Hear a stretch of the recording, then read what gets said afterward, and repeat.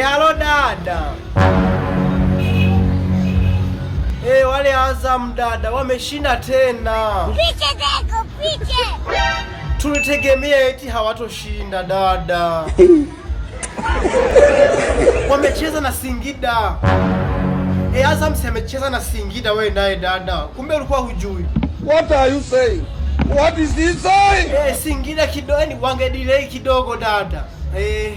Azam wangeshinda 3 au 10. Kumekucha. Hata Singida vinacheza dada vya Singida na vyenyewe kwa.